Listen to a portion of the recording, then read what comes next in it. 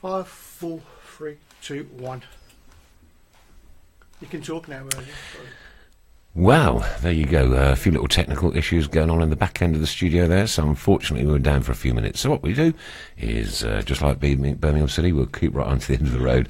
We'll start all over again. Here we go. Welcome to Monday night's Tilton Talk Show, sponsored by Image Cleaning. Well, Saturday came and I made my trip on my own, as my lads couldn't make it to the game due to other commitments. So I leave home an hour earlier than usual and was one of the first to get into the ground, sitting on the tarmac at the back of Block 1, beer beside me and a fag in my hand, listening to every click of the turnstiles, watching people arrive, most of them with that same blank, pensive look on their faces. What was the next few hours going to bring? We were playing a team 3 points from the playoffs. I meet the lovely Tracy Hemming and stood chatting. And I found out her husband wasn't going to be at the game, so I sat next to her, and boy, am I glad I had somebody to talk to. Then on the 7 minutes, an ex-Blues player, Duffy, dealt a severe blow to our survival hopes. Head in hand and physically shaking with dread at the prospect of life in League One, I thought part of me was slipping away. Duffy versus the Cop and the Tilton. What an idiot. And what did it do? It immediately introduced the loudest rendition of Keep Right On since Wembley, and from that moment the players knew how much this club means to us. They pulled on the armour, they took out the swords, they went gallantly into battle, sleeves rolled up, passion and pride, playing for each other, the manager, the fans, the club, the shirt, and then up pops Roberts and the roar of the crowd was spine-tingling. Then in the second half, Shea Chips won over for Mags and he netted perfectly, and St Andrews was back to its best. 6 minutes of nail-biting injury time, but we held on to that final whistle. And then when it came, the team almost did a lap of honour. Scenes ensued as the repaired speakers in the Tilton blasted out Mr Blue Sky, and dancing in the aisles swiftly followed. As for me, even halfway down the Coventry Road, my face was still soaking wet with tears of joy. The gaffer, the players have experienced St Andrews at its absolute best. Each and every one of us, from the gaffer to the pie sellers to that fantastic support, played their part. Well done, each and every one of you, and not one of those players are scared to play in front of that support. Gary Monk, long may it continue. Thank you all so very much. Well, it is Monday night, and of course it is the Tilton Talk Show, so as always, strap yourselves in. Sorry about the technical glitches there, guys, and get ready for the ride. It's going to be a biggie tonight. Here we go. You can go straight in if you like. Straight in. Wow. Yeah, must apologise for those little technical issues that we had there. Gremlins. Yeah. Well, so what's happened is the system's Windows has updated itself and that, like, and not told me. Fair enough. Something's gone on mine as well today. It doesn't me head. I hate Windows. I hate Windows with a passion. All right, okay, welcome to the Tilton Talk Show. It is Monday night. We're a little bit later than usual. And Aaron says he hope we get extra time. The legend that is Tom Ross will be joining us about 8 o'clock on the phone, so look out for that one. Don't forget, guys, all you've got to do is share this to be in a chance to win the competition next week. And we've got 3 competitions to draw out tonight. Three with 5 fingers up. Yeah. Where are you from? Aston? The backdrop. What a wonderful photograph, mate. Fantastic. Well done. Made my weekend. Thanks ever so much. Do you know what? I couldn't have had a better weekend. Wolves doing Bolton by 4. Yeah. That's helped us on goal difference. Yeah. It has. Leeds beating Barnsley. Yeah. Burton beating Sunderland. Perfect. How a result. Just unbelievable. Every single and then one. I get home and I have a Brothers in Arms photograph of you and the one and only Checkendoy. How did you pull that one off? Yeah, so I've got to thank Sean and George Hemphill for that. Friends of mine who I go to Blues Ladies with as well. I know from Blues Ladies and Blues. George is 13, so he likes to stay around for the players afterwards, get a few autographs, and obviously I was talking to Sean and George and a couple of other people as well, Sam Robinson and Mark from Workshop even. Yep. Regular listeners on the show, having a chat with them, and then so all the players start coming out. Jack and Doy comes out, and Sean and Mark and Sam were pretty adamant that it's in the best interest of the show that I have my photo with him. It went down quite well on the Facebook page. So yeah, superb stuff. All right, just a little bit of information to bring you at the front of the show, and again, apologies for the little bit of delay that we had. As you probably remember from last Monday's show, Simon Twigg sadly passed away a week or so ago, and his funeral will be held at Sutton Crematorium at 2:30 on the 2nd of May, and then on to the Minworth Social Club at 3:30. Anyone welcome. If you wear a bit of blue, it would be a nice touch. There you go. So obviously condolences to the family at awful times. Yeah, definitely. Um, I'm sure he was smiling down on that performance on Saturday. I tell you what, I went an hour early on purpose because I wasn't actually going to meet Dennis originally and have a swift one with him and then just make my way in. But there was the George was absolutely packed, couldn't find him anywhere, so I decided, right, the gates had just opened, and I go in, no queues, get some beer from the what's the bar the back there called? Bar 8, is it? It's bar 8. Yeah. And, under the Tilton, yeah. Yeah, so I went outside, sat down in the cloud. Yeah. And I was there a good hour. Yeah. And literally, as I say, like you could hear the turnstiles click, and all sort of they get faster and faster because there's more people and more people are making the way in. And I was face watching a lot of people, and like there was a lot of blank looks on people's faces on Saturday. Yeah. A lot of anticipation of what could unfold in front of us, but it didn't. And you know, how glad are we? We went through the ringer though. You know, you talk about Blues picking the hard way to do it. You know, we never do things easy. You know, we go 1-0 down and stupid goal to give away. It's a disappointing one. Yeah, yeah, you give the ball away in the middle and you know, they hit you pretty quickly. They get the ball out quickly to Duffy, and I think Stockdale will be disappointed as well. The fact that it's crept in the corner. But yeah, I mean, from that moment on, really, I don't know whether it was. I felt like the atmosphere was very good and was up there before Duffy give it both barrels to the Cop and the Tilton. Do you know what I mean? But that from a no. I mean, I'm not going to beat around the bush. He's a nobody. Yeah. Who is he? Yeah. Do you know what I mean? Of all the Blues players we've had in our career, in our history, you know, people that have let us down. We've had players that have left that have let us down. We've had players that have, you know, played awfully and fans have given a hell of a lot of stick to in the past, and they've left and either come back to haunt us or we've got the better of them. Yeah. Mark Duffy's nothing. He's an absolute nothing to Blues whatsoever. And so for him to react like that, it was really bizarre. And actually, like I said, I thought the atmosphere was good anyway, but I think that might just have ratcheted the levels up a couple of notches. And honestly, we didn't look back. You know, I think back to the game. I haven't been able to watch the highlights. Well, I've seen the goals back. Obviously, I saw the 30 seconds. Obviously, I was there. At the time, but you look back at it, I can't think of another save apart from the one where he tipped it over the bar, which is a pretty comfortable save at 1-0 to Sheffield United. Yeah. I can't think of another save Stockdale's up to make. No. Welcome Ian Dawson watching in New York City. Well done to you. And Richard Haler watching from Miami, way down there at the bottom end of Florida. I'm sure your weather's a lot better than ours. Right, it was just one of those games, wasn't it? That you look at the whole performance from start to finish. Yeah. Even the heads didn't go down. That is all we demand. That is it. That is all. If we'd have lost that game, right, we'd have lost it gallantly. Yeah. We weren't going down without a fight. You know, that was pretty clear. But you know, I spoke to a pal of mine, Tom, who lives in London, who's a Blues fan. I used to go to Blues with all the time. And we were talking about this. Apart from Bristol City, I think Bristol City first home game of the season. I think it probably was. Yeah. That's the last time we've come from behind to win. You know, we are not a side. I think the stats are 85% of teams in the championship. Yeah. don't reverse a goal deficit. Well, so it looks like it's quite common in the league in general, but certainly for Blues over the last 3 or 4 years, we have always been a side where you felt the first goal is very important in games.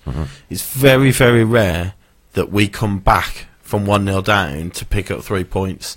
And you know, for all the credit you give the players and the management staff for the quality and the endeavour that they've put out on the pitch, actually that sums it up. You're turning round a playoff chasing team have gone 1-0 up against you, and you've managed to turn it round and pick up 3 points against them. That's a massive boost. And of course, with everything else going our way as well, we're 5 points clear now. 2 games to go. 6 points in the in 3 for Barnsley, but 2 for everyone Barnsley else. playing tomorrow night. Tomorrow night, of course, at Nottingham Forest, due to their waterlogged pitch. Yeah.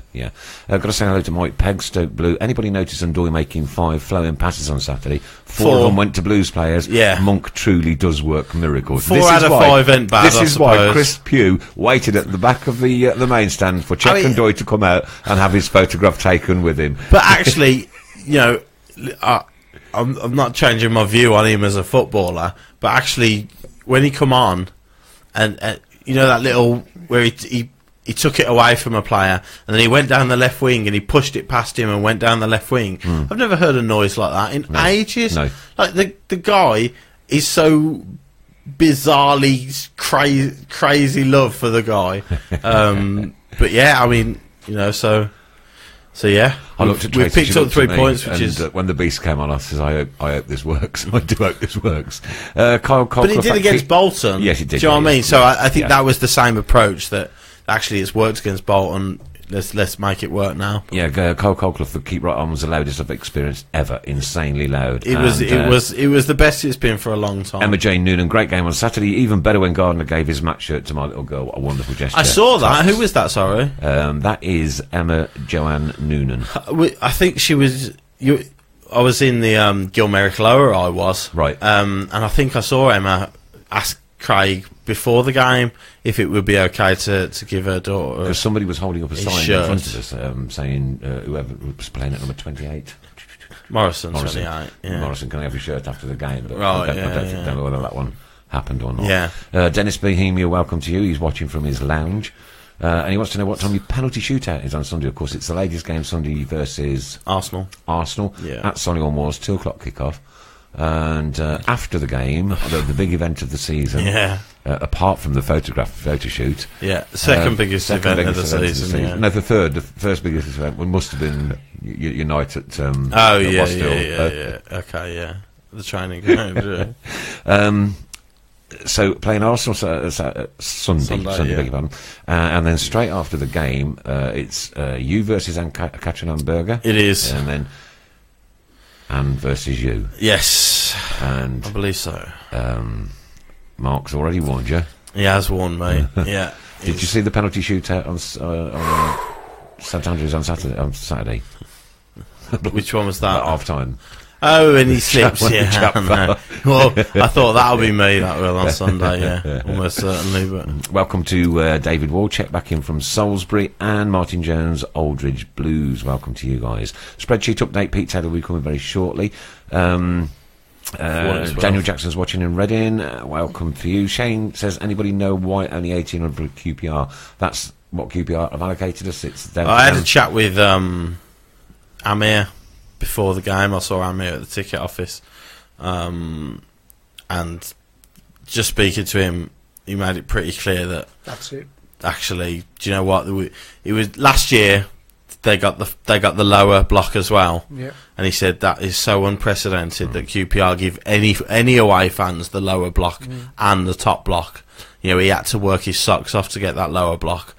One person goes on the pitch and has a punch up with a QPR fan. You ain't getting it again. No, that's what. And it's like you say. One person. It's such a crying shame for 3,500 Blues fans who want to go.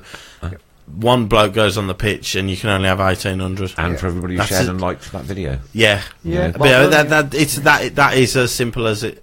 As that, unfortunately. So that's it. That's the reason why. Art Watson, hello from Cyprus. Great show. Keep right on. Welcome to you, my good friend. Mark Walker, a couple of lovebirds in the background.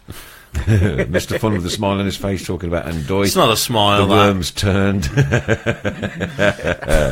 no smile. Ndoye is getting there. I saw somebody put a comment. He can't pass the ball to his own teammates. He doesn't even know where the camera's looking as well. He's looking away. Ndoye is getting there. Monk is working his magic from Steve Tarbuck, and Ben Monk is working his magic. I mean, this doesn't happen if Ndoye scores on the pitch. Well, you're on your own, son.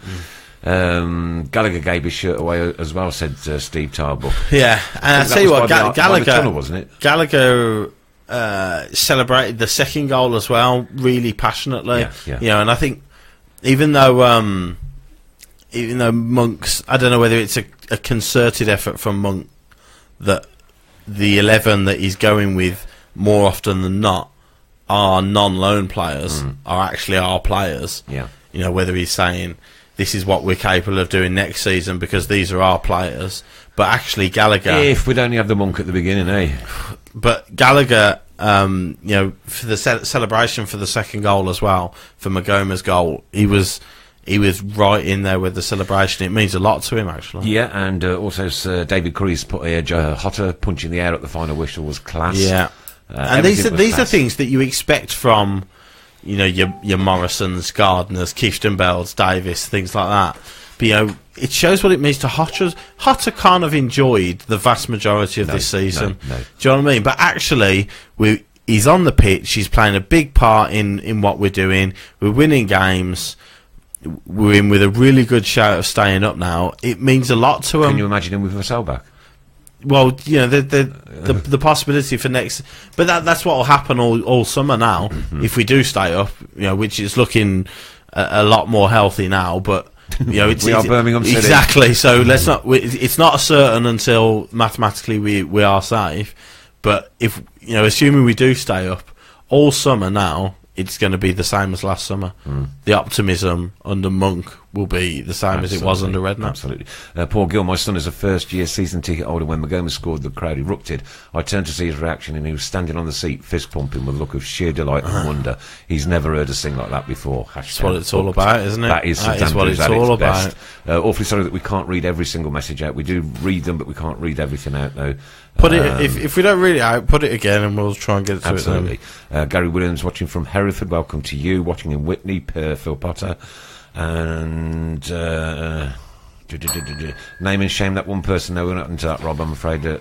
it's an incident. It is what it is, you know. And we can't change it, so we move on. Yeah, go on. As mentioned earlier, we've got 3 draws, haven't we? We have. We've also got another one. 4 draws. This one is a cracking prize. An amazing prize. It's a fantastic Wait prize. till you hear about this. Are you ready? Off you go, So, Mrs. Brown. there's 2 spare tickets going. Spare tickets, which are going to be like gold These dust. are to be given away Tickets, on the Tilton Talk Show. tickets for that are spare. Spare for QPR. For 2 people. For 2 people. For QPR. On behalf of Blues Collective and what we could have Dean done. Lomas. Dean Lomas and the Blues Collective. Thank you ever so much, Dean. I think we're going to have to devise a little competition which we'll have a think about. Yes. And might not be tonight, might have to do it.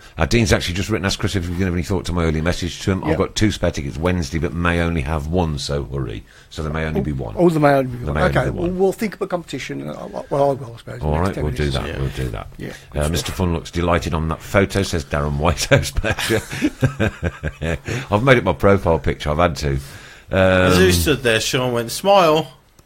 And I thought, I'll do my best. And Steve Portman has written, I've spoken to Queen's Park Rangers today, no chance whatsoever of anyone getting in that lower block. That's what Amir they said. are registered disabled. That's what Amir said. So that's that. They're not going to give that lower block away for a long time. Yeah.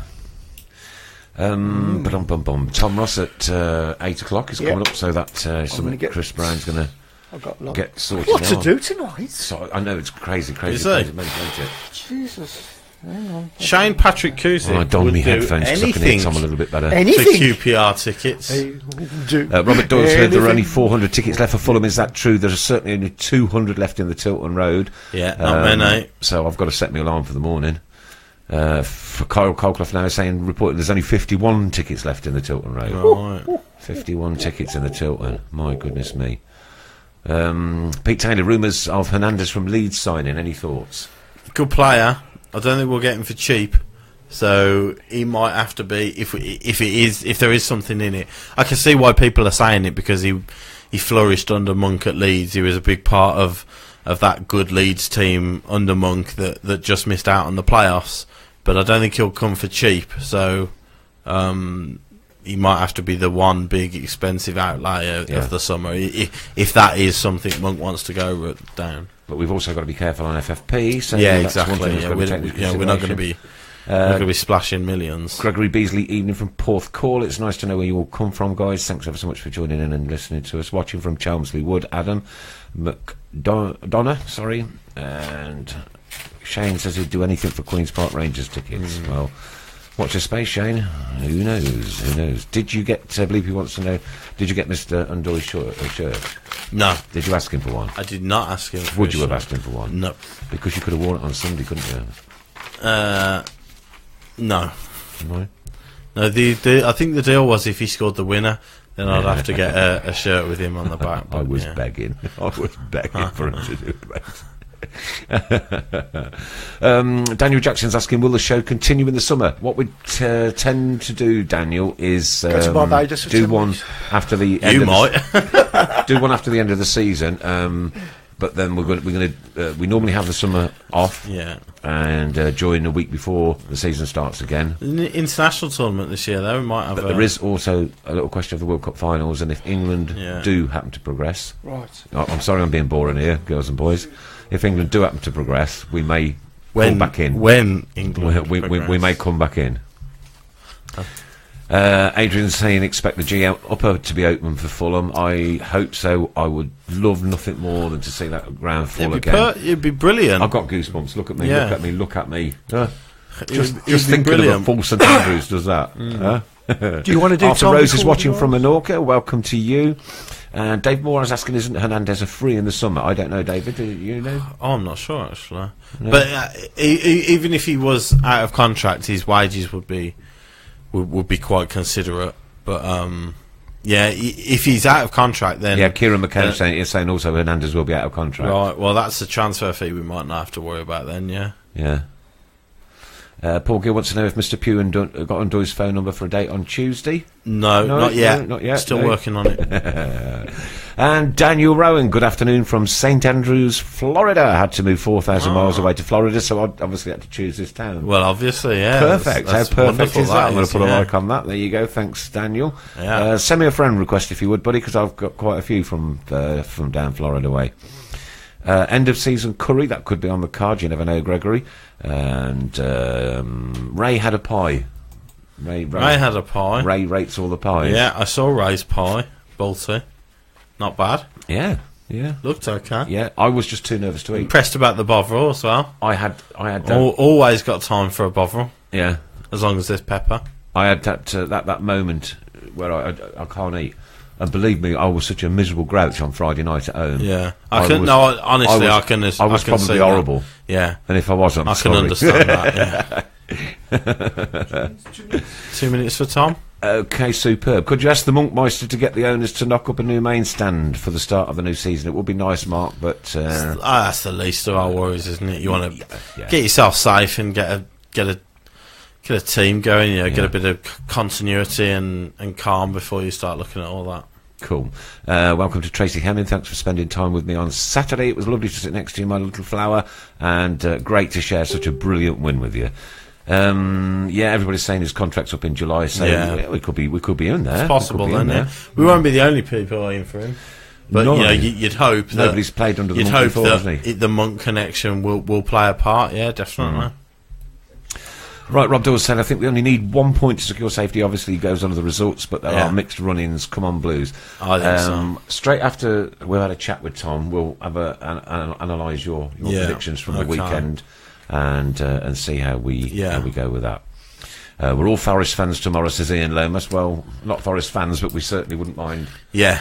Well, that's the result we want. I think as long as Barnsley don't win, I think even a draw, you'd take a draw as well. I think. Just to keep them below. Aye, okay. Are we live, sir?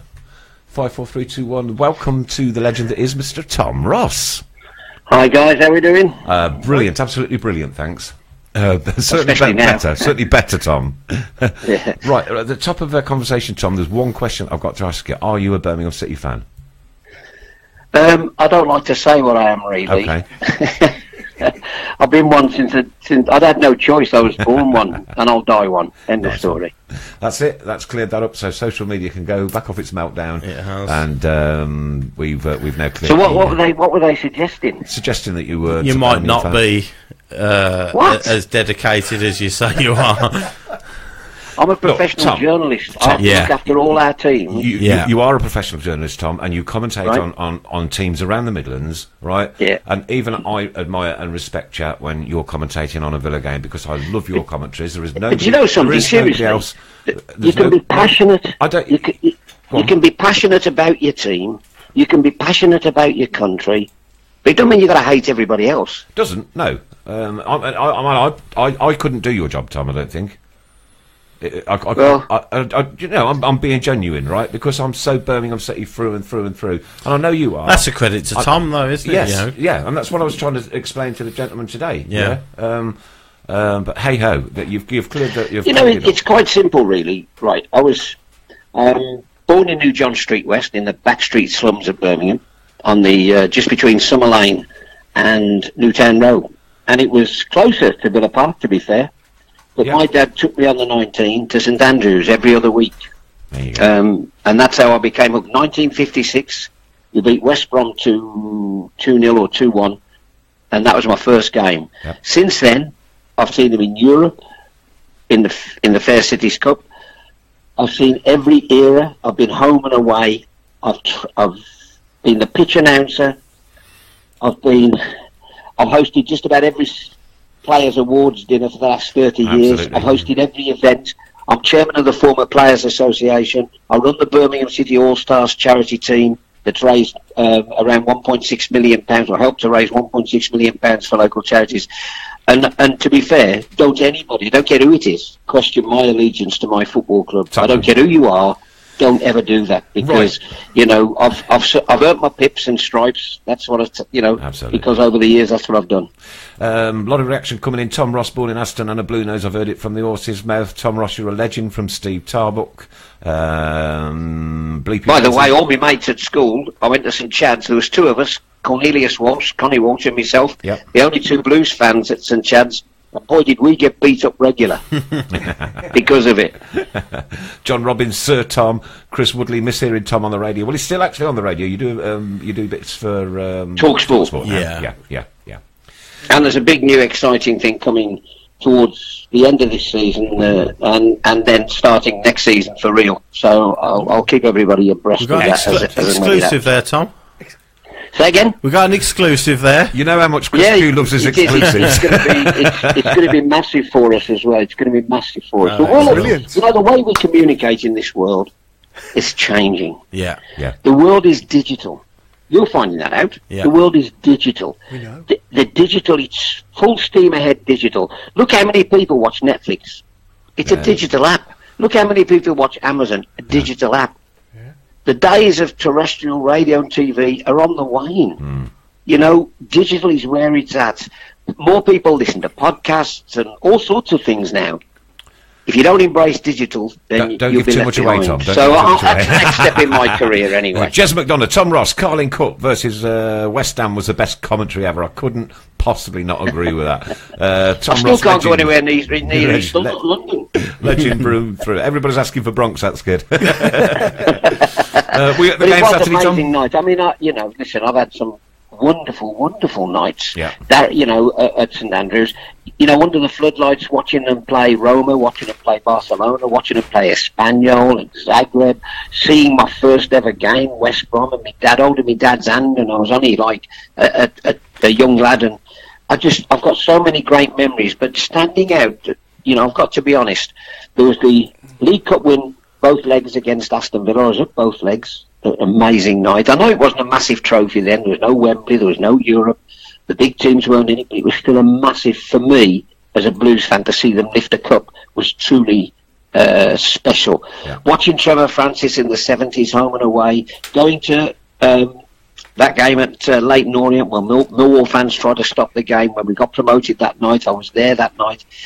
The playoff semi-final, I'll never forget that, beating Beautiful day. beating Norwich. I'd never forget the semi-final down at Millwall. No. The Worthington Cup semi-final, Granger scoring his header at the far post against Ipswich. Being robbed by David Ellery in the final.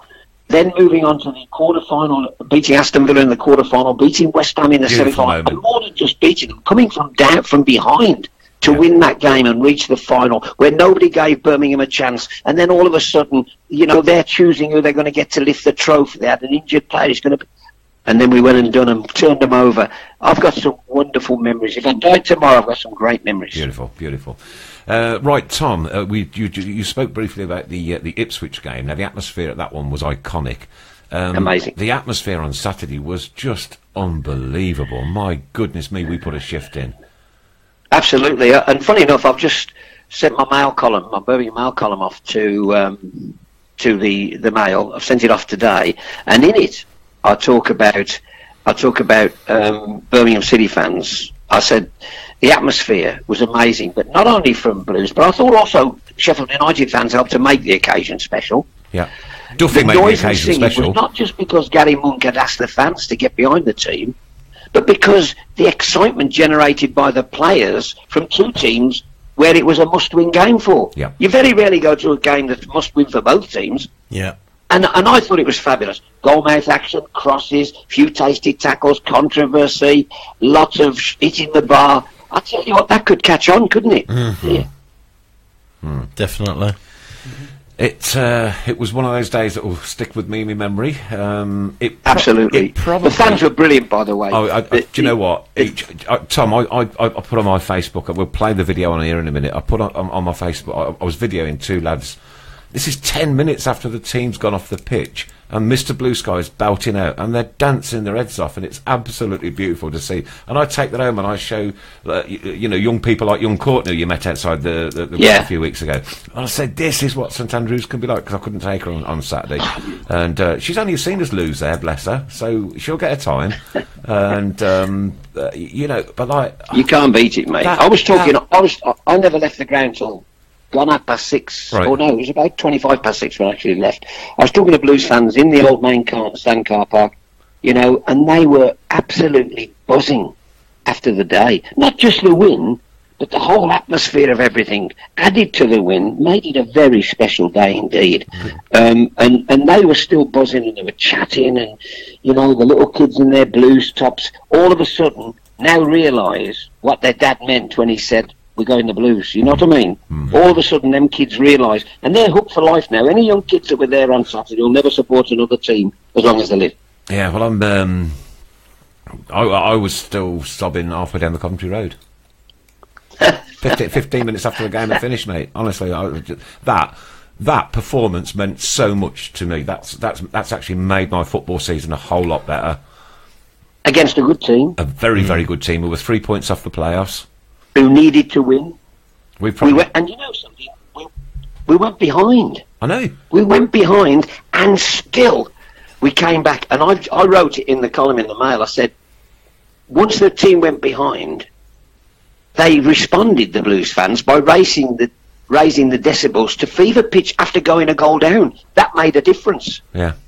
Yeah. Even though the Muppet Mark Duffy couldn't help himself. What an idiot. What an absolute... I'll tell you what, though, that gave the Tilton and the Cop all the ammunition they needed, mate. All the ammunition. He only had 4 games for us, and I don't remember them. No, I don't even remember him, to be perfectly honest with you. He had 4 games. So I don't know where he was coming from, if I'm honest. Idiot. Because like if it was somebody who had 100 games and we'd give him stick. What an absolutely idiotic thing to do at a high-profile game like that as well. Yeah. Nonsense. Ridiculous. Nonsense. Crazy. Absolute nonsense. But listen, at the end of the day, he's on his team bus with a miserable face, and the Blues fans are gone home happy. Yeah. Duffy, what's the score? That's coming through at the minute. I videoed that as well. I put that on Facebook. But it was a special day. But the one thing I like about Gary Monk is... Well, that's actually the something first that's thing on, he on said the, to us. Something that's on the board. He said to me, Sorry, the first thing he said in the press area was, listen, we're enjoying it, but that's over now. Yep. Because the job ain't done. We haven't finished the job. That was brilliant. People are asking, what do you think of Gary Monk? Well, it's quite interesting. It's always... How do I explain this? It's ever so difficult, because I do a lot of polls on social media. Yeah. And do you think Blues will win, lose or draw, whoever they're playing? That is influenced by the previous result. If they've lost the previous week, a lot of people say we'll get beat. If they've won the previous week, a lot of people say they'll win.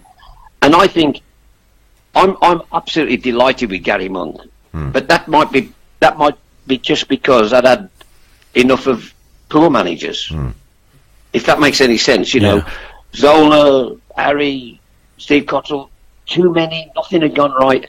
And now all of a sudden we've got somebody who's extremely professional. And I think, to be fair, Steve Cottrell was intensely professional. He wanted to pay attention to detail. He just had no charisma, and there's no way players had played for us. No. That's in my opinion. And do you know what Gary Monk's also got? I do think these guys really have got it for Gary Monk. He's got them on his side. Of that, there is no question. Do you know what else Gary Monk's got? A close season coming up. Well, listen, I'm the one thing I'm saying now, and I'm going to be absolutely open about it, I just hope he stays.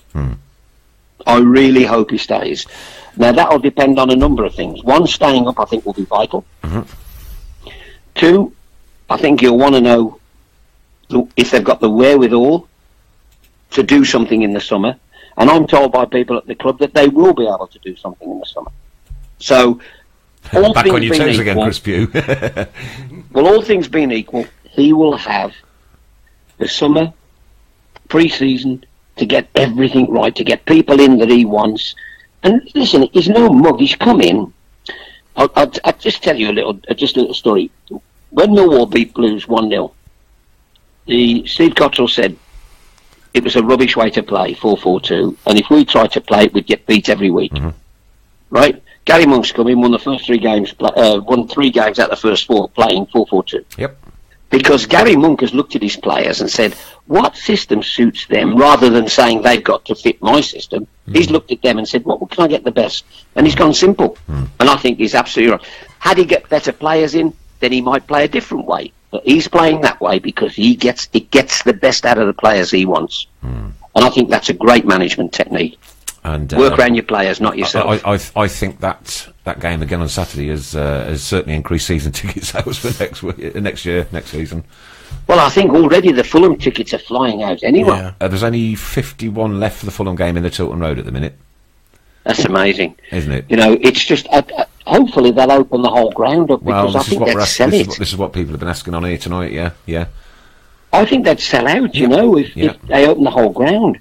And just rammed it, and let's have the most amazing celebration. I know it's not right to celebrate staying up, because they shouldn't be in the position they're in. No. However, it's a fact of life. If we stay up, it's time to celebrate, because, you know, it's only a few weeks since I was worried about us going down. Now, I'm more thinking towards we're going to stay up than I am going down.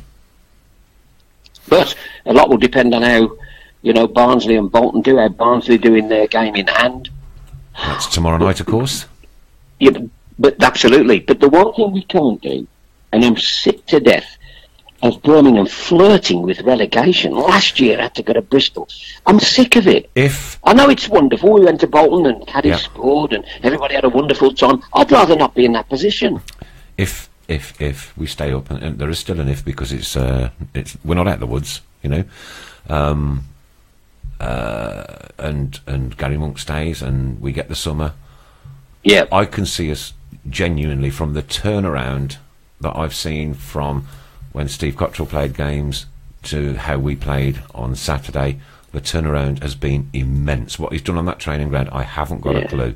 What they're giving him for breakfast, I haven't got a clue. But somebody has done something absolutely unbelievably tremendous for that group of players. We're having more shots. It's just we're having more. There's more chances being created. There's more shots. Goals are still our problem, by the way. Goals are still a problem. They are. Gonna have to, if we want to be serious contenders next year, if we stay up, they've got to sort that goal scoring out. Listen, you've got Lukas Jukovic, who I think is as honest a player as I've ever seen. Runs his heart out. Sam Gallagher's Naz, but he's another player like that. Che Adams, we've got Vassell to come back, you know, but that's not till next season.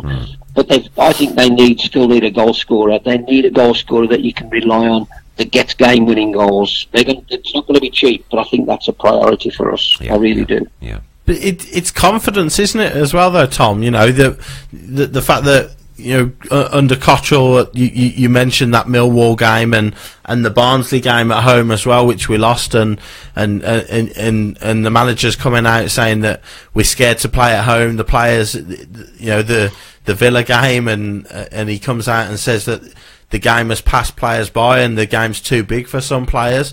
And then your new manager comes in and treats them all with the respect that they deserve, and actually says, "Go on, then you go out and just perform. You know, play with some freedom, play with a bit of enjoyment, and go out and see what you can do."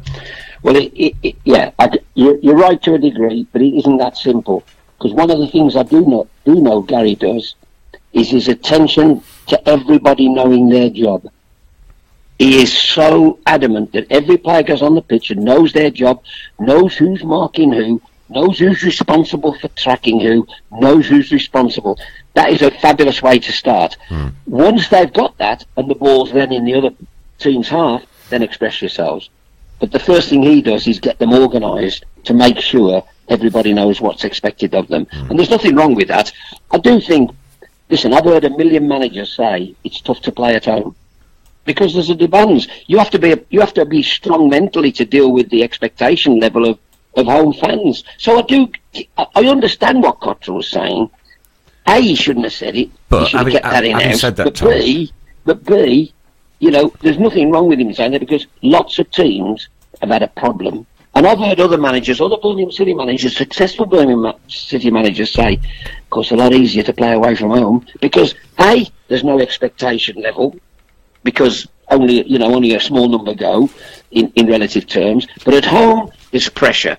At home, there's not only pressure from the fans, but there's pressure because you're at home that you take the initiative to teams. So it is easier to play away from home, be defensive and catch teams on the counter-attack. I get what he's saying. Yeah. However, he shouldn't have said it. Because the way he did it, it's like him saying, well, if they hadn't scored them 2 goals, we'd have won 1-0. Sorry. Was that pressure on Saturday, though, when we went 1-0 down and Duffy did what he did? Was that pressure, or was that, you know, proper Birmingham City fans showing the team how much we genuinely care about that club? No, I tell you, there's an interesting point that, because firstly, Blues cost that themselves. He was given away, firstly. Secondly, Duffy was totally unmarked. Thirdly, I thought the keeper should have done better with it, if I'm honest. That's my view. Very much so, yeah. Stockdale could have done better. So, but had that gone in and the fans started booing, who knows what would have happened? But they didn't. They got behind the team and they played their part as the 12th man to get them back on the winning track. Don't underestimate the importance of fans and their ability to affect a game, because they do. But they can affect it positively, like they did on Saturday, but it's also easy to affect it negatively. Yeah. A lot of people are asking your player of the season. Would you like to divulge that on air or not? Oh, that's a good one. That really is a good one. I've been very, very impressed with Harley Dean, if I'm honest. I was impressed with Jonathan Grounds, because he's had lots of stick, but he's stuck at it, and, you know, he's developed into a decent enough defender. I'm just trying to think. Vassell I'd like to have seen. Bogan. Otter's all of a sudden started to look a player. A proper player. Proper. Boga drove me mad, because he's got ability and feet to die for. But he would beat 3 players after 34 step-overs, 2 dragbacks, and not cross the bloody ball. And Luka Jukovic is gambling on him crossing the ball. Do you know what I mean? So whereas he can, you can look at him and go, wow. I think Harley Dean has been absolutely rock solid. I've been impressed with Maxine Collin, if I'm honest, and Wes Harding. Wes Harding, late. Great. Yeah, somebody put but he's on done earlier, well, the kid. Somebody put on earlier. Monk's masterstroke was to bring Wes Harding through. Absolutely, so and I've got to be truthful. I've gone when he's picked him, and this is just opinion, but I've gone, I don't know whether this is the time to pick a kid. But I tell you what, the young man stood up to it, hasn't he? Certainly has. Brilliant. Absolutely brilliant. Fair play to the kid. So, if you were putting me on the spot now, I'd probably go for Harley Dean. There you go, you have it, folks. Although, whoever scores the goal that keeps us up, I'll change it to him. I hope it's Chekundoy. Chris has got an affinity with him, as you probably well know.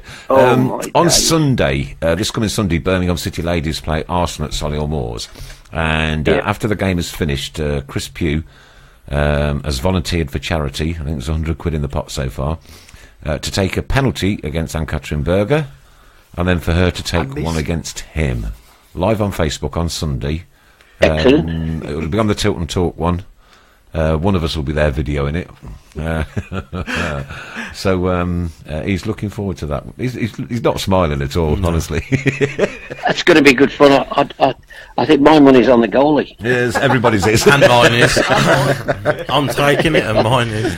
But what a marvellous comeback she had I'm there totally from... honest with you. My money's on the goalie. You know, from having cancer but surgery earlier in the year to getting back into the you know, they've done full well. squad. You know, Amazing. It's fabulous to see anybody putting themselves out to raise money for people less fortunate. Yeah. And so many people are doing it these days. Yeah. You know, every day there's somebody doing something that needs sponsorship to help. You know what I mean? Yeah. People are putting themselves out. People, I mean, one man ran the marathon and, you know, died trying to help other people.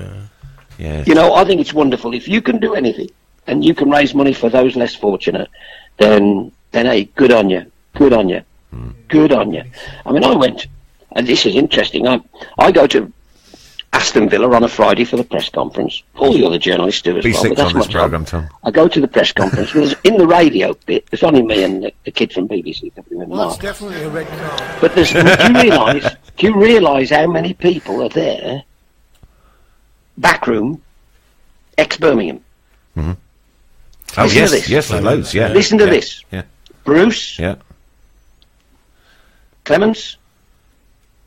Calderwood. Yeah. 3. Chief Head of Scouting, Recruitment, Tony Coton. Yeah. Chief European Scout, Ian Atkins. Recruitment, Tommy Mooney. Head of Academy Coaching, Brian Eastick. One of their top scouts, Bernard Paynton. Have I left anybody out? I think that's about 9. Yeah, got to be. All ex-Birmingham. Yeah. But they're doing a job, I suppose, is what they'll say. But I can't go there, because every Friday morning I go there, we're talking about the days at Birmingham City. To be fair. But, you know, it's quite interesting how many ex-Birmingham City... I was telling this to Gary Monk. I was saying to Gary Monk, Gary, because I keep saying to him, every time I interview him, I keep saying, fans really desperate for you to stay. And he keeps saying, well, there'll be a time to talk about that. Let's get the job done. So I get what he's saying. Yeah. But he, and I told him, I said, listen, once you're here, it gets to you. I said, the amount of managers, the amount of players that actually, even when they finish, continue to live here. I'm telling you, this place will grab you. And I think it's beginning to. I think he can't believe... Well, he called it a proper club, didn't he? He's got a great fan base, but I don't think he can remember how intense and close and passionate everybody is about what's going on. I don't think he can understand that. Not just him as well, but I think Pep and James Beattie as well, Pep Clotet and James Beattie as well. They all seem to have fallen for us. Do you know what I mean? And whether that's a concerted effort to get the fans on side more. I hope you're right. But they've all done it. I'm a cynic, by the way. I just think, you know, they're not going to come out and say anything, are they, detrimental? No, of course. So they'll come out and say something positive, and I get that. But I'm saying, once they've been here a little bit, it will grab hold of them. Yeah. Then they won't need, there'll be no acting or anything. When eventually this club, and it does grab you, and I don't care who you are, it's been a vital and an important part of my life. I've just had my grandson Freddie's just been here. And he went, he said, what a game Saturday. He was there with his dad Saturday. Right. What a game it was. And so him, my daughter, my brothers, they're Birmingham City fans, you know, and whenever we meet, that's the only way we talk, is about the game or what happened in the game or who's going to be the next manager, who's going to be the last manager, who's going to be the striker, who we're going to buy, who we're not going to buy. I mean, that's all we talk about. Yeah. We don't talk about Strictly Come Dancing or anything in our family. It's always about the football. That? Exactly. Well, I mean, when in the Carling Cup final, you know, I mean, there was, I can't remember, there must have been 13 or 14 of my family there.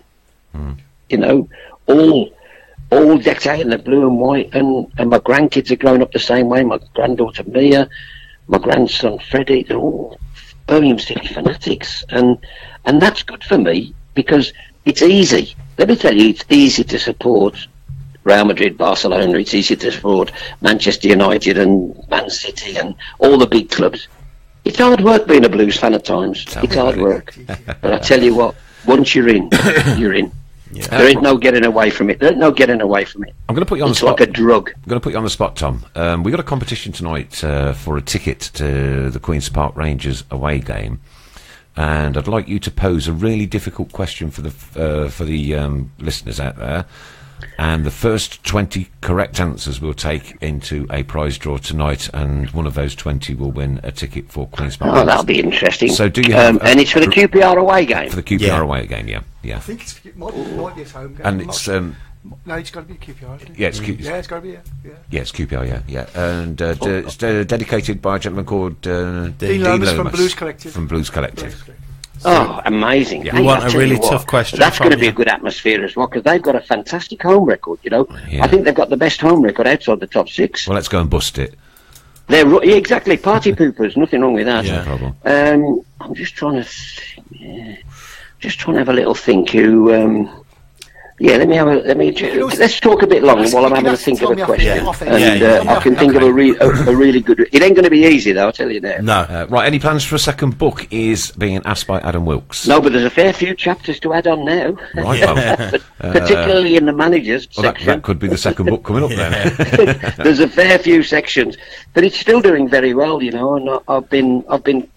If I'm honest with you, I'm totally amazed. If I'm totally honest with you, absolutely amazed, because I didn't think it would do so well, but it's done brilliant. And thanks for the lovely things people have said. You know, the reviews on Amazon have been amazing. Not all of them, 1 or 2 haven't been quite so good, but 99% have been absolutely super. So it's fantastic. So tell me then, what can the Blues fans do to keep Gary Monk at the club? All we can do is do what we are doing. Yeah. And Let him know. And the support has been absolutely unbelievable. Keep And I tell you what, getting behind him and let's sell Fulham out and let him know how much we want him to let's start. get safety on. Let's get safety on Saturday. Yeah, by whichever means you get it. Who cares, right? And then let's everybody dress up as a monk for the final game of the season.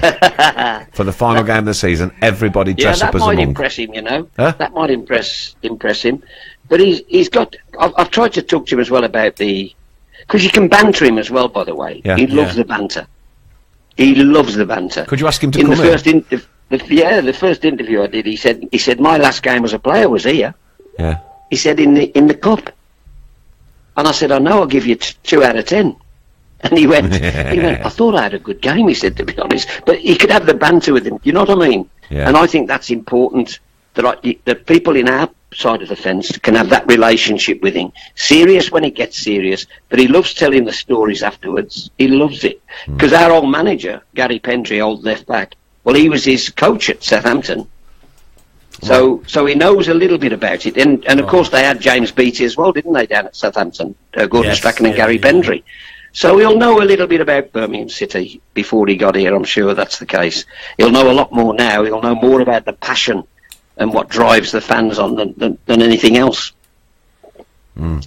Shane says I'm sending all 3 of them a love letter on Twitter.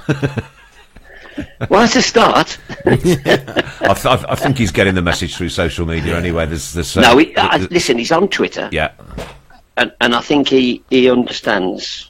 I think, listen, every week I do an interview with him. You know, we talk about the fans, and then when we finish the official press conference, he stays for a bit and we have a little chat and swap a few stories. And he's always, and I look into his face, I know he's not just bought. I think he genuinely has been surprised at the passion from the fans. I think he's been surprised.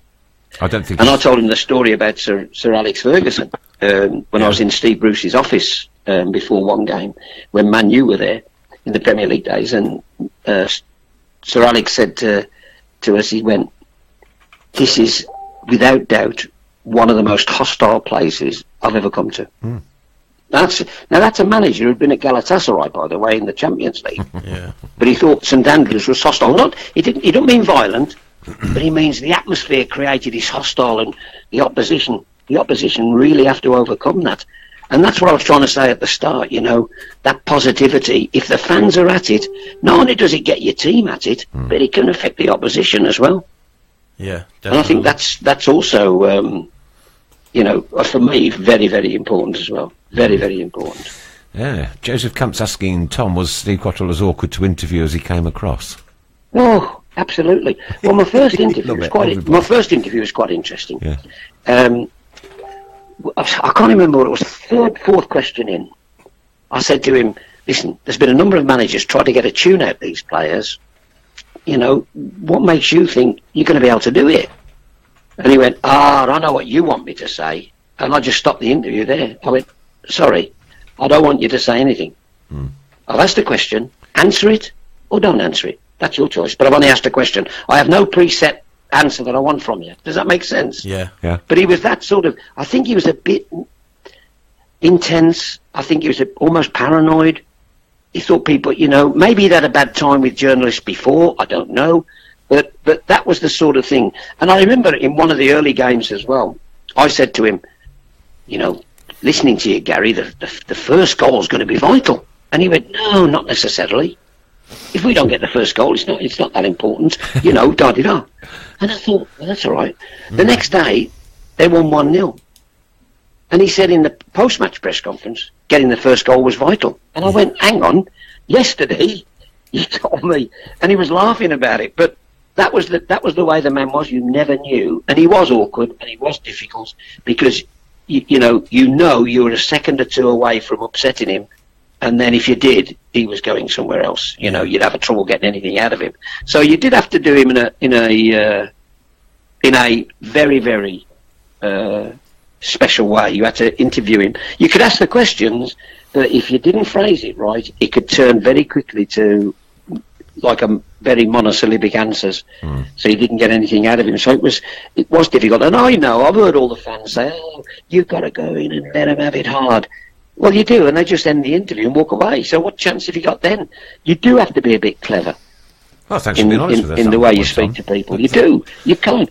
It's easy. Listen, I found being in the press box, I'm the greatest player and manager the world has ever seen sitting in the press box. I never have a bad game.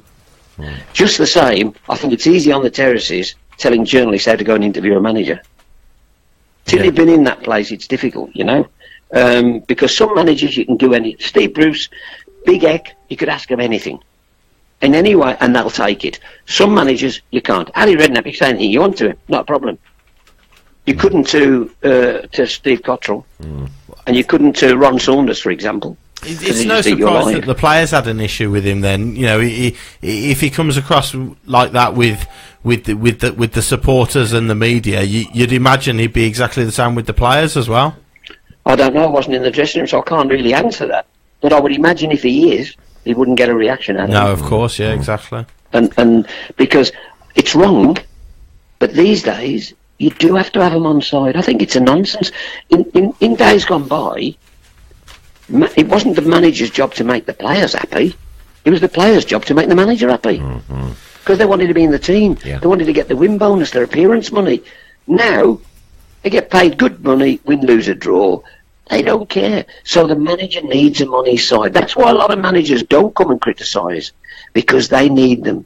And they can't come out. They might privately think things, but they won't come out and say it, because they'll lose the dressing room. And that's a terrible thing. It shows you the weakness of the modern-day footballer, in my view. Money! Well, that's purely... I've got a question anyway. Marvellous. Can I just read this before you ask your question? A gentleman called Colin Brown says, "I will never forget Tom walking around with a massive power pack on his back at a previous Wembley final, interviewing fans with tears of joy on his smiling face. Tom is like a stick of rock. He's got blue and white all the way through him, a blue nose and a proper bloke." From Colin the Roofer. I did leave that one out. P.S. Can I have a Bronx hat? I did leave that one out. That was the... I'm sure that was the... Leyland Daft final. Yeah. And I was very fortunate that I was allowed to stay with the team. Me and Colin Tatham, we stayed with the team at the Reading University. We went training with the team. I took the last training session before Wembley. Now, Lou Macari, it's quite interesting. Lou Macari turned to the players and he's gone, I'll tell you, I'll start from the beginning. We got on the bus and I said to Chick Bates, who was Lou's assistant, "Where are we training?" And he went, "We don't know, we could find a field." Now, this is a big club. We're going to find a field before we go to Wembley. Anyway, they found a field, climbed over it, got a running track, day before Wembley. And Lou said, "Lads, Tom's taking the training." Well, John Gale and Nigel Gallagher went, "Well, if he's taking it, we ain't doing it." And I went, "Well, you do 20 press-ups then." and the rest of the team will do them if you don't. So the lads are laughing their heads off, and I didn't realise till late on, Lou Macari had got a team of players who'd never been to Wembley, and he was lightening the atmosphere the day before they went. Clever management. Clever management. But then we went on the team bus, and it was the last time that the team bus went up Wembley Way. And we turned off the main road into Wembley Way with a scene I'll never forget. I was doing it live on BRMB at the time. I was there. We turned into Wembley Way, that sea of blue and white, singing. Oh my God, I'll never forget it. It was just amazing. And then, of course, I'd got my tracksuit on. I'd got my headphones in a bucket, and I was the first person to do commentary from the bench. I sat next to Robert Hopkins. Robert Hopkins, the sub, who was getting more irate because he never got on by the minute, by the way. And the last thing you want to have is an irate Robert Hopkins by your side. But they were brilliant for me. And as soon as the game had ended, I was round interviewing players. He's right, and I couldn't help myself. I decided I did a lap of honour with the cup with the players because I absolutely was thrilled to bits. And we had a wonderful night, we had a wonderful day, and I know it was only the Leyland Daff. No, it wasn't. That sticks in my memory. It was the Leyland Daff. It was, and it is and you know, we had that conversation the other day about the overhead kick by who was it? John Gale. No, Ronaldo. Oh, but the one if Ronaldo would have scored that, they're all going, yeah, but what about this? And what about that? And what about this? And I put in my column in the Mail again. I went, let's not forget John Gale, by the way. It might only have been the Leyland Daff, but let me tell you, that was a goal that would grace any pitch anywhere in the world. Yeah. Absolutely amazing. Goosebumps. I'd been with him training the day before, me and Tats again. He'll tell you, Tats. They were having shooting practice, and he couldn't hit a cow's backside with a banjo. Gailey, he saved it all for the final. Scored twice. What an atmosphere that was. What a day. The Leyland Daff. What a day. 50,000 Blue Noses singing their heads off. I couldn't believe it. So then the auto windscreen, the famous Paul Tate one, coming off the pitch at Huddersfield, when, Barry Fry, they've won promotion, double, amazing. Just the same, I'll never forget, going to Tranmere under Barry Fry, getting relegated, and they chaired him off. We'd won 10 out of the last 12, and still got relegated because West Brom won at Portsmouth. Bob Taylor scoring. I've got over it now, honestly. Not much. So I remember all those things. Not just, and this is what annoys me about the modern game. It seems to me that, we saw it at the weekend with Jurgen Klopp. Almost like West Brom, the way they play. Only the best team should play. Nonsense. We're all being suckered hypnotised by these idiots who think there's only one way to play the game. You play to win. You play to win.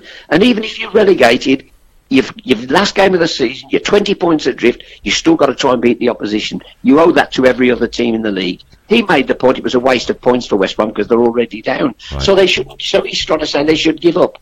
And that's what annoys me. Wherever you go, every game you go to on this planet is a unique footballing experience. When I go to do Blues Fulham, let me tell you, it will be a unique game. There'll never be a game like it before. No. And you've heard people, we've done it ourselves, say, it's just like last week. No, it isn't. There's never been 2 tackles, 2 headers, 2 goals, 2 throw-ins, 2 kickoffs. There's never been 2 the same. So every time you go to a game, it's a unique experience.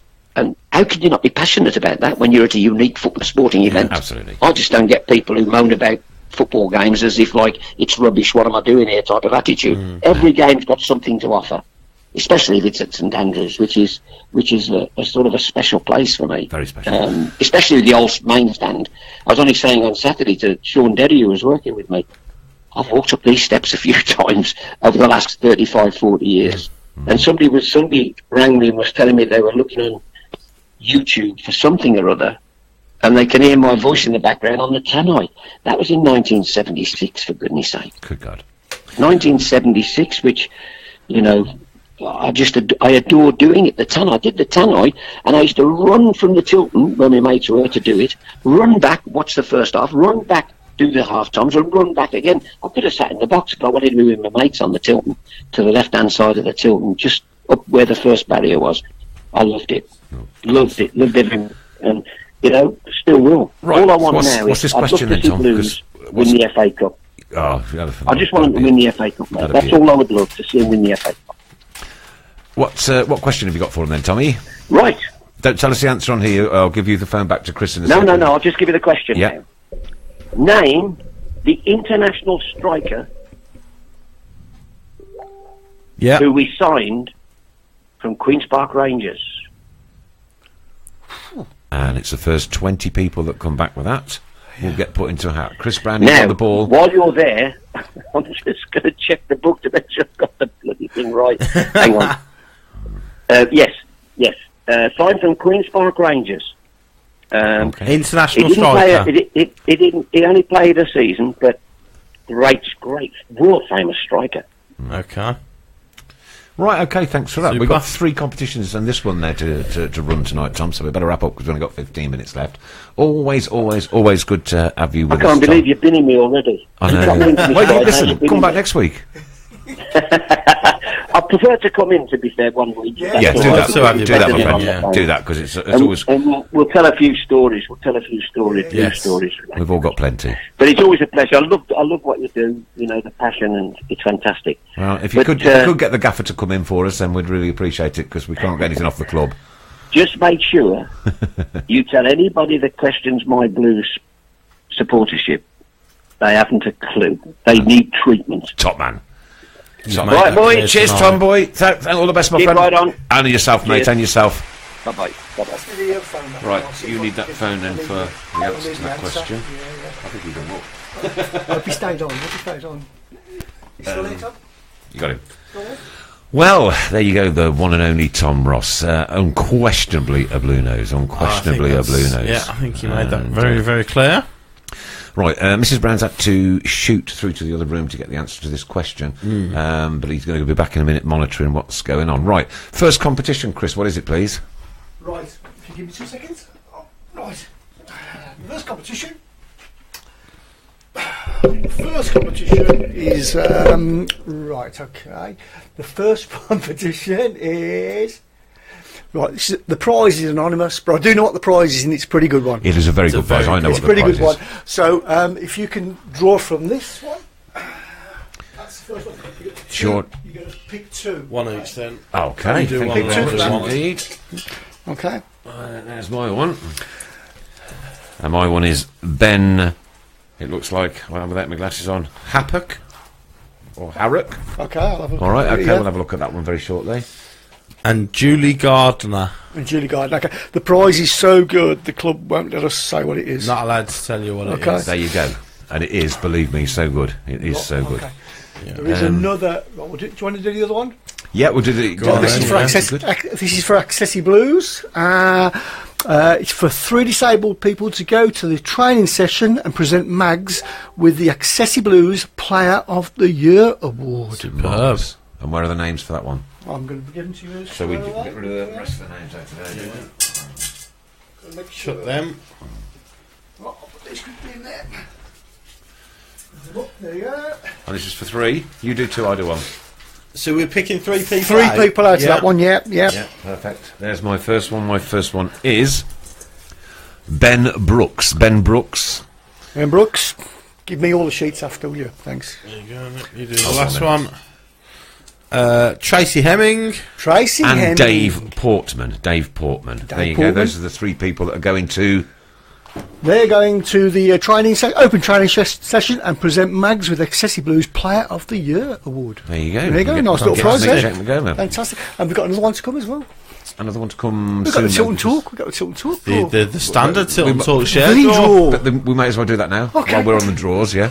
I'm doing this to a Benny Hill theme at the moment.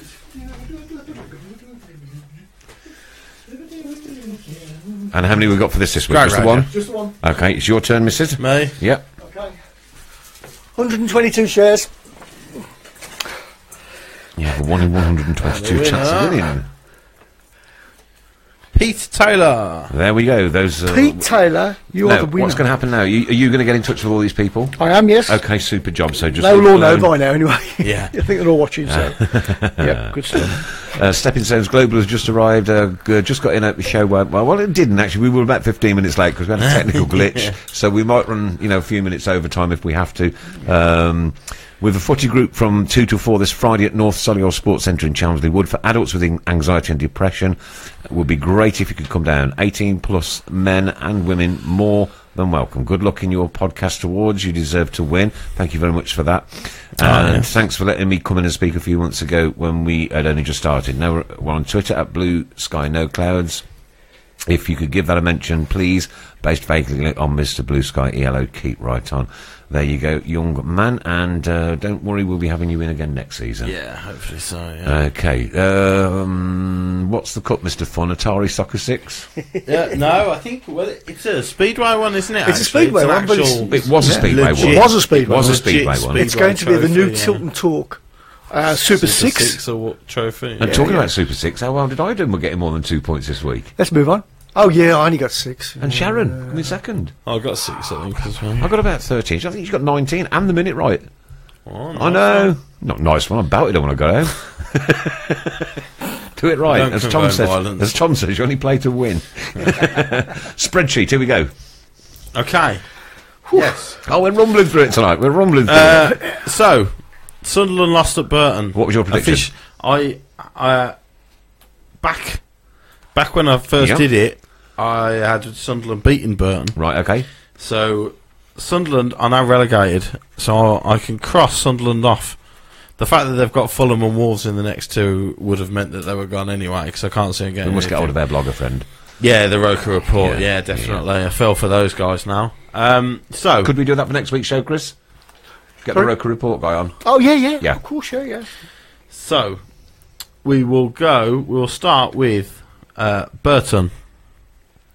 Now, this is the big game of almost the biggest game of our season now, next Saturday, which will be Burton v Bolton. Mm-hmm. Now, Burton have now given themselves a really, really good chance of staying up. Any glimmer of hope? From nowhere, they've given themselves a really, really, really good chance. If they can beat Bolton at home... Somebody is building a factory next to the Burton Albion Football Club that actually makes seats. Okay. That's nice. I'm joking. Yeah. So, they're on 38 now. If they beat Bolton and get to 41... Obviously, depending on what Barnsley do tomorrow night. That's a big game as well for us, isn't it? It is. And do you know what? I was speaking to... I mentioned him earlier, my mate Tom, who lives in London. I was speaking to him earlier. And we think, if Barnsley don't win tomorrow night, I think we're safe on the points we're on. I don't think Barnsley... If they don't win tomorrow...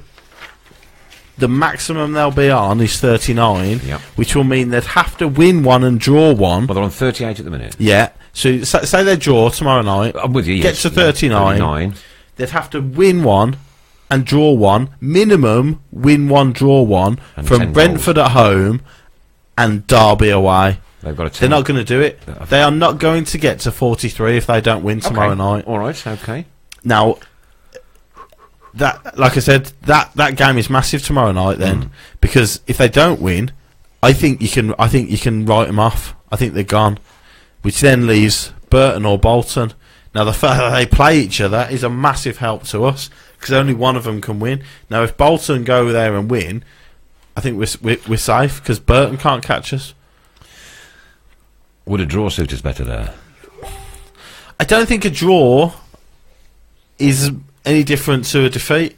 I think a win guarantees us safety. I think even if Barnsley win tomorrow night, I think if we go to QPR and win, that guarantees us safety. But that Burton-Bolton game becomes absolutely massive on Saturday because they're the two below us. Like I said, if Barnsley don't win tomorrow night, I think they're gone. I cannot see them getting 4 points from Brentford at home and Derby away.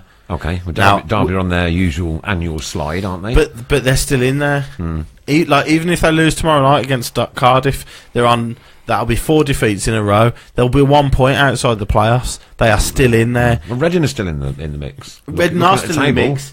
However, they've got Ipswich at home. Same points as us. They've got Ipswich at home on Saturday. Okay. Now, I think, I'll be honest, if there's one game you want at this stage of the season, it's Ipswich at home. You know, they're on a bad run themselves, Reading. Well, Hull are safe now with 48. Actually, Joe, I said they're on a bad run. They've actually picked up 7 out of the last 9 points from home games. Right, okay. So at home, they've been strong, and Ipswich are on the beach. They showed it against Villa at the weekend. They're gone.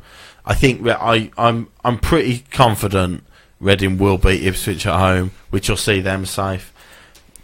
That red line's getting lower and lower week by week, isn't it? Tomorrow night. Tomorrow night, you want. We could even afford Barnsley to draw, like I say, and then Saturday, Burton Bolton. It's as long as Burton don't win. Even if Burton win, Bolton will stay on 40 points, and our goal difference, like you said about Wolves, our goal difference is now a lot better than Wolves. Yep. Wolves would have to batter Forest at home. Bolton would have to batter Forest at home to go back above us. Interesting times.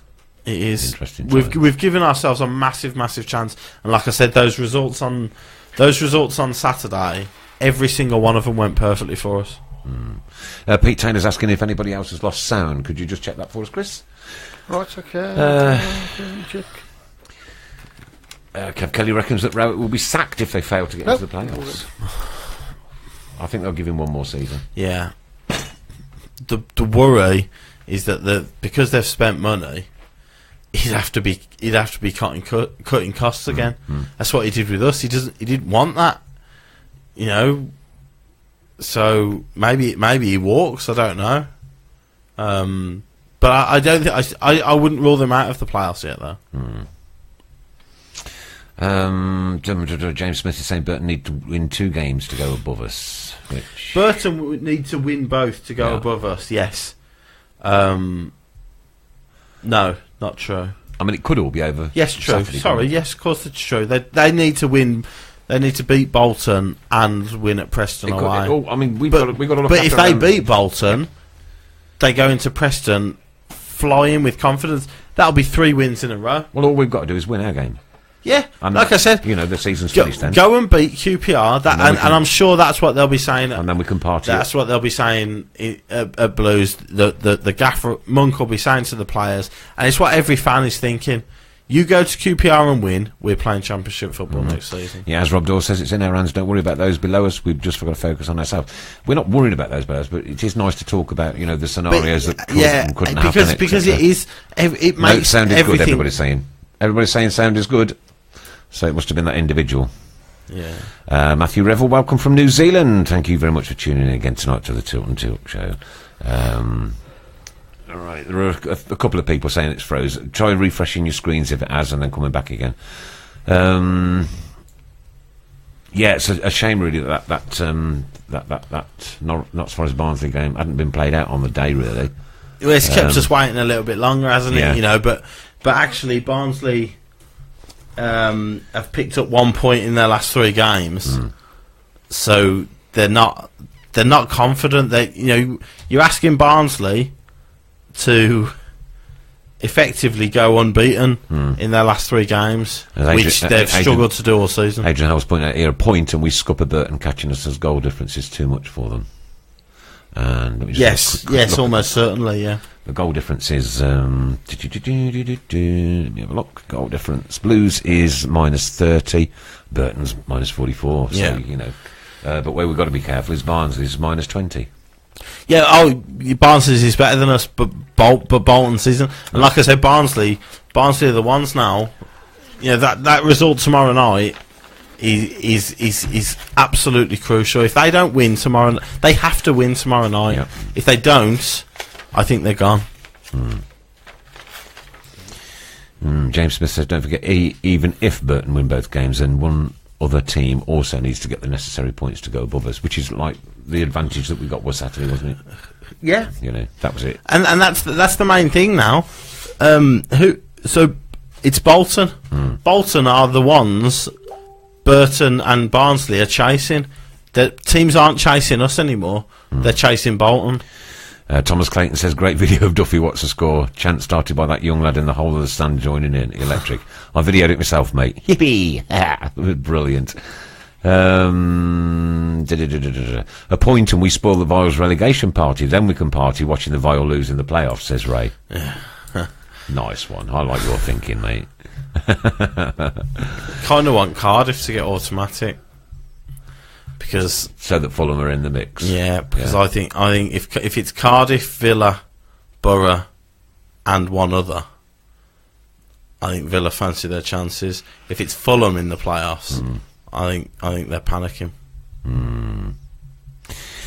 Forget the end of season curry night, hire the NEC and let's have a party all in Aidan Villa. Who's paying to hire the NEC? David Curry. We're going to go on for another couple of minutes. We've got another competition to do yet? No, we're You've done. Right. Have you got a winner for the Tom Ross one? We're going to do it probably next week. Well, you can't because it's... We'll go for different. It's not the QPR. Huh? I might do it on the talk page because it may not be QPR. It may be for. Oh, right, We're okay. trying to work it out. Right, okay, they're still trying to work it out, but there is a ticket there at least. Miscommunication is never good in this industry. No. All right, and for the last 5 minutes, I want you to do anything to do with footballers and the building trade. The building trade. Building trade. So I'll start you off with David Cement. Get in straight to the top, David Cement. Okay, so I've started you off 5 extra minutes time because we lost a little bit at the beginning of the show, which we genuinely apologise for. We're not up to that sort of stuff. And just to remind you that Simon Twiggs' funeral will be held at Sutton Crematorium at 2:30 p.m. on the 2nd of May. Then on to the Minworth Social Club at 3:30. Anyone is welcome, and if you could wear blue, it would be a nice touch. That is from Richard Twigg. Okay. Any news from the ladies' camp this week? No game this week. Obviously, the next game is the Arsenal game on. Oh, Sunday. sorry, it's coming in. Checkertrade.com. Oh, Checkertrade. check. I like it. Go on, sorry. Oh dear. Yeah. So next game Sunday. Sunday afternoon against Arsenal. We go into it on the back of 5 unbeaten, 5 straight clean sheets. And I think there's 4 games left. So Yeah. hopefully. Sunday, big day, of End course, it well. penalty day Sunday. Get yourselves down there at 2 o'clock in the afternoon. Yes. Stuart Bailey says, oh no, not the name thing, I'm off to get me taters on the boil. Yeah, I don't blame you. Glenn Hoddle. Oh, Stephen Cement. Miscommunication is Mr. Fun running to Wasdales because we're signing someone and Dave. Sounds familiar, doesn't it? Yeah. Enkelman bricking it. Yeah. Tarmac McDermott. I like that one. Marcus Painter. Barry Fryup. Weed Hard Hat. I think that should have been Wes. Oh Yeah. dear. Top quality midfield player next season needed, says Dean. Yes. So fencing. Mendit Nafty. Mended now. Rufus Brevitt. Tony Cotton Mill. Don't know what that's got to do with the building trade. Chris White Batman. Gary Router. Wes Hardat. Glenn Hoddle. Great show, lads, with Tom Ross. Tom's a bonus. Tom's an absolute legend, Leonard, and welcome to you also from Queensland, I believe, isn't it? Yes, Queensland, yeah. Queensland, Yeah, checker trade, goalkeeper, question marks. A few people have been writing question marks about the goalkeeper. Yeah. I think Stockdale's perfectly all right as he is. I think he'll be fine. I agree with what Tom said. He'll be disappointed not to save that one on Saturday. Sorry, when they come out, I can't help it. Go on. Yeah, so I was, disappointed that was Saturday. I think he will be disappointed not to save that Saturday. Yeah. I think he'll probably, might need to do a bit of work over the summer. But nearly every aspect of his game is very good. His distribution is excellent again, and he came for crosses well. But those shots low down, he's got to get better at that, because it cost us at Forest and it nearly cost us on Saturday. Certainly did. Some more of these that are coming in then. Tom Mason from Colin Brown, Kevin Damon, Peter Hivis, Dave Cowell, Tyler Blackett, I like that one. Gary Curley, this is my one of the night so far. I think Stern Johnson's paint. Adam Wilkes, Brick and Doy. Surprises me how intelligent our supporters are. You don't know. Jez Hemming, Paul Brush. We've got Graham Harbaugh with Ron Saunders. I never thought this would get this much reaction. I've been trying to think of them on the way here today as well. Yeah, they're clever. Jack the Mortar from Aaron Grant, Paul Hipkiss, Martin Tyler. Mark Wanwood says Brick and Doy. More in minute.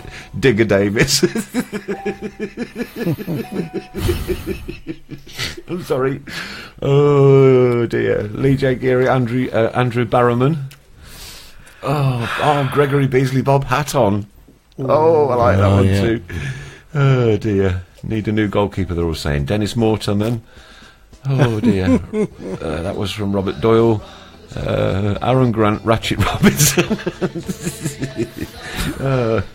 Shane Cusick says we'll be listening to you lot in bed soon. I know, yeah. James Smith, Les Sealand. Why has nobody produced a full English pie? Said Dave Twine. Yeah. Could be disgusting. Dear me. Kevin Kelly. Will Greg's Builders. Love Greg's. This is it. This is the one. This is the one that's done it. This is me winner. Benjamin Drill Merrick. Drill Merrick. Well done, Ben. You're the winner tonight, mate. Support Mr. Fun on Sunday if you can. Give anything to cancer charity from Dennis. Good night, guys. This has been the Tilton Talk Show. Sorry about the little blip we had at the front end of the show, but we've done a few extra minutes. And Sunday, big day. Well, Saturday, big day. Tomorrow, big day. Almost every day this week is a big day. Every day this week is a big day. When you're down there. Hopefully, Niall Quinn.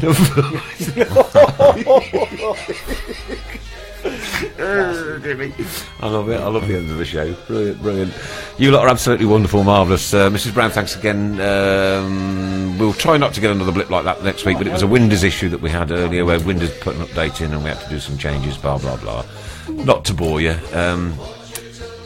I would like to say all the best for, Sunday, but I'm not going to. No, that's understandable. I wouldn't wish myself the best either. Fingers crossed I'll be there. I'm so sorry that I thought it was this Sunday. I actually nearly turned up. No, that would have been worse, yeah. Tilton Talk Show says goodbye. God bless. Keep right on, guys. Tom's quiz, Colin Brown, will be answered on the Tilton Talk page tomorrow. Yes. Next couple of days. All right, okay. So you need to get yourselves onto the Tilton Talk page to find that out. But we'll have names anyway, and we can track them back through this format. Yeah. All the best then, guys. Keep right on to the end of the road. Been a great one tonight. Thanks ever so much to Tom Ross. Thanks to you, Chris Brown, and to you.